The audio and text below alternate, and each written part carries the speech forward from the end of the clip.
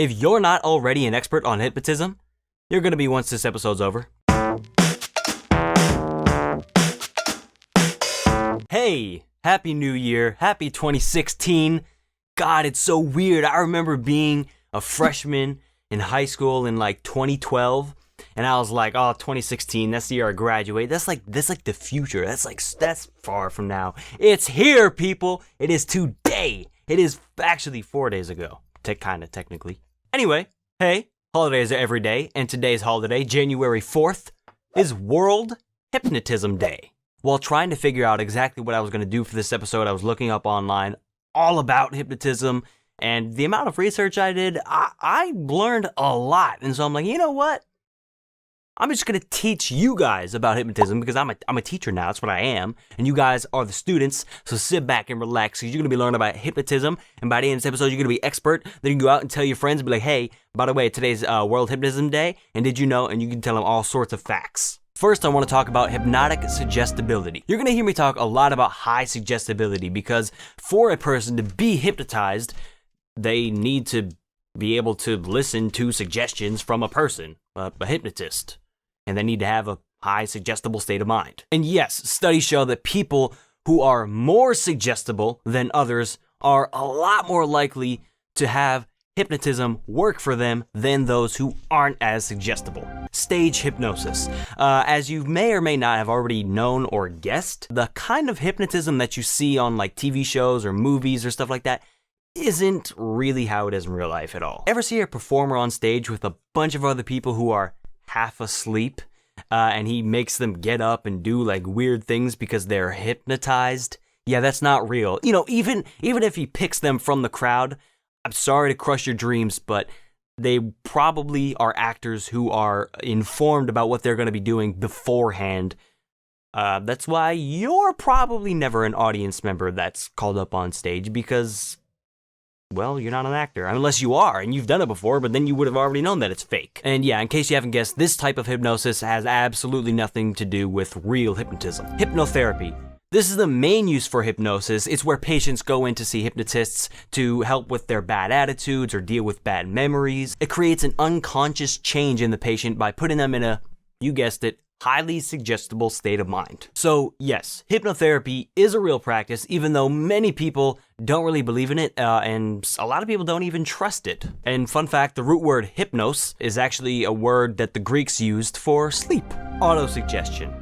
You don't actually need a hypnotist to be hypnotized. You just need yourself and some proper knowledge. Autosuggestion is a sort of self-hypnosis that allows your unconscious mind to influence behaviors in a way your conscious mind couldn't. Autosuggestion was actually created by a man that I want to say is pronounced Ku, and he has a book called Self-Mastery Through Conscious. Link is in the description, not a sponsor. And the book talks about, well, self-hypnosis and how it works. Hypnotic Induction.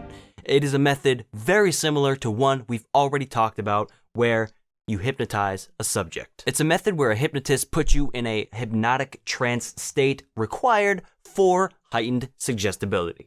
There's also a thing called rapid induction, which real stage performer hypnotists use on people because they only have a certain amount of time before the audience starts to get bored, so they use a thing called rapid induction. This is most likely what the performer on America's Got Talent used to hypnotize Howie Mandel, if you've ever seen that. Memory. Ever see someone on TV get hypnotized and then when they kind of like wake up out of it, they're like, oh, what just happened? And they totally don't know and forget. That's only kind of what it's like in real life. But that only happens if the person who's being hypnotized wants to forget it, or if the hypnotist explicitly suggests for the person to forget it. Did you know that past forgotten memories are usually unconsciously forgotten and can pretty easily be brought back with the hypnosis? There have been many stories of people trying to bring back old memories like that by being hypnotized, and then like they remember things like being abused as a child and even as crazy as being abducted by aliens. But unfortunately, there's no proof if those stories are real or not because somebody in such a highly suggestible state of mind could easily make themselves believe something that actually isn't real. Historical use. Hypnosis is said to be used in the early 1800s as a form of anesthesia known as, very clever name, hypnoanesthesia. But it goes back even further than that. Cultures as far back as 3,000 years ago, where it was used by the ancient Egyptians and was also apparently used in some form by the ancient Greeks. Self-control. One of the biggest myths about hypnosis is that hypnotists can make you do things. A hypnotist is pretty much a therapist, and a good one will tell you ahead of time and talk to you and say, look, I cannot make you do anything. Any decision you make while under hypnosis is something you would normally do and would not go against your morals or beliefs. It's just like peer pressure. You're more open to suggestion, you're more likely to do it, but you're not actually going to do it if you're truly against it. Your friends cannot make you do anything.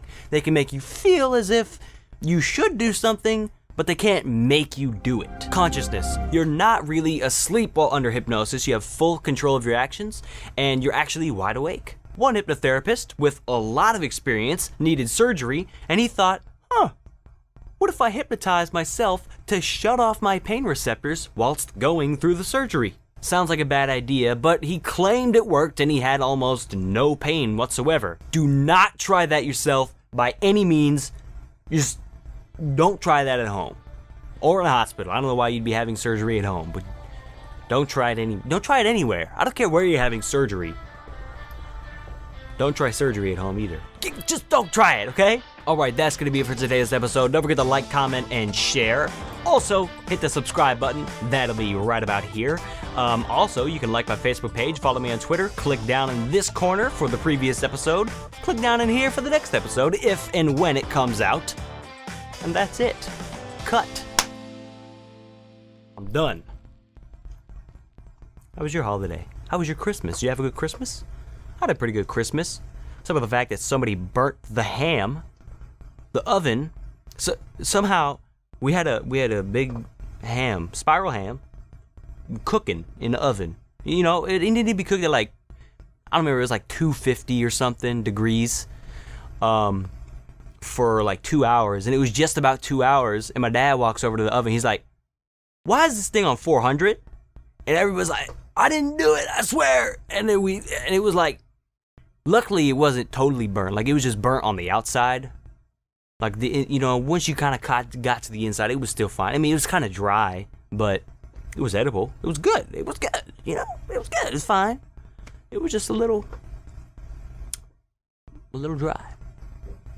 You have any crazy Christmas stories? Let me know in the comment section down below. And that's it.